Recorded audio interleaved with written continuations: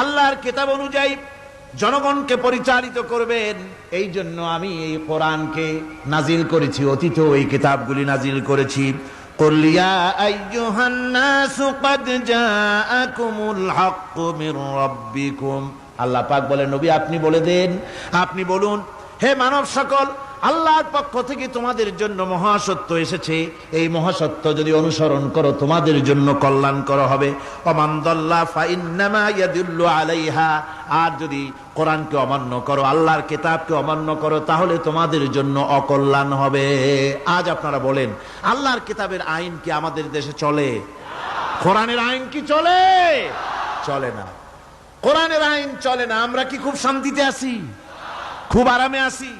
শ্রমিকরা তাদের শ্রমের মূল্য পায়, কৃষক তার উৎপাদিত পণ্যের সঠিক দাম পায়, নারী তার সতীত্বের মর্যাদা পায়, জনগণ কি আরামে